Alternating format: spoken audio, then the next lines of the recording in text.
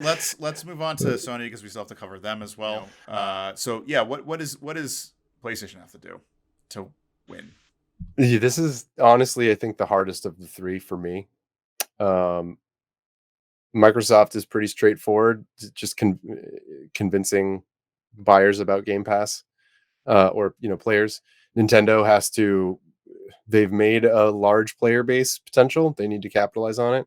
Sony, it's really tough because they are continuing to just sell PlayStation 5s as fast as they can make them. And you're right, they do have a very large install base of PS4 players, or players, um, who are also hungry for games. And it can be very difficult to make a game that is PS5 optimized, but also still plays well enough on the PS4.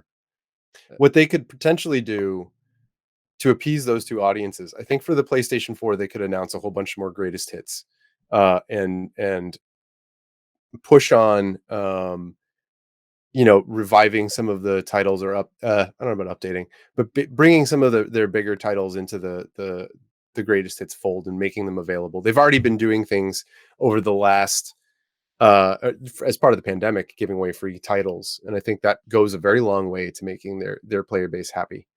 I think for the PlayStation 5, they really need to show people, okay, we've been telling you here the 25 or whatever games that are we have in store. Let's actually see what those look like now. And then focus on some of the features that maybe a video doesn't really help sell.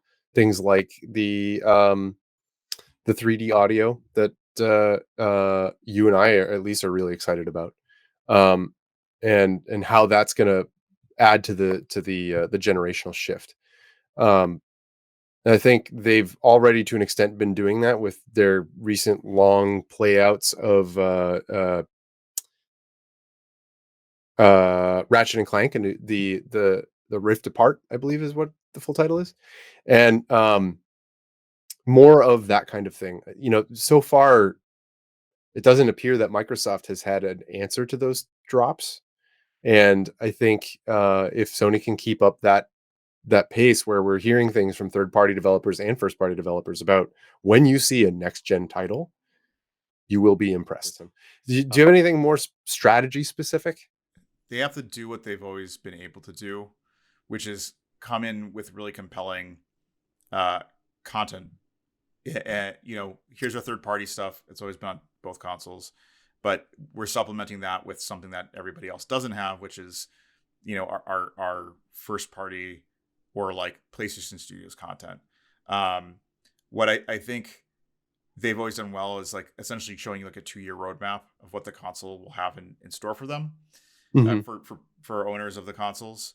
And I assume they'll do what they always do, which is like, here's some great titles, here's some titles that you didn't know about, and then here's the thing that you've been always looking for, and like here's a long enough gameplay show off of like God of War, Spider-Man 2, or whatever it's going to be, that shows enough of a game to go like, I'm 100% bought into this and I want it now. And you go, well, yeah, well, you're going to wait another year, but Right. Yeah. here's the game that you're going to be playing in a year from now.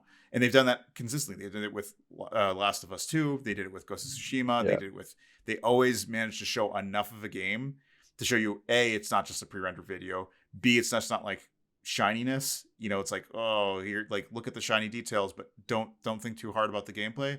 They always show enough of a game to go like, this looks like a really compelling Yeah. experience. What's interesting too is that they don't appear to be shy about doing in development game footage and exceeding that footage with some of their videos in the past. To see, They're one of the few companies that can show like an early vertical slice and then yeah, deliver on that vertical slice.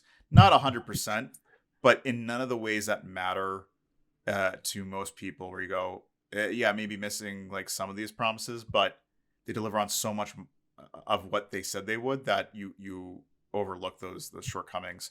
The only thing I would say is that, and this is something that they do have to address, is that this is probably going to be the last E3 that they can pull a regular Sony, uh, because the heat is on them right now, and Microsoft is maybe a year away from really being able to start showing that the purchase that they've made and the investments Sure. that they've made into places or people like Rare is going to start paying off. So they really don't have a lot more time left to just be like resting on just going like our PlayStation Studios titles are good enough for you to just keep buying PlayStation. They need to start swinging hard at at the value offering that comes with their monthly services that they have been successful at selling. But if they want to keep seeing those huge profit margins that they've been able to over the past like 7 months, they really need to start showing more than just studio titles and showing that their services are something that's worth investing in, because right now Microsoft is doing a great job at showing how inadequate Sony services actually are compared to Microsoft's right now.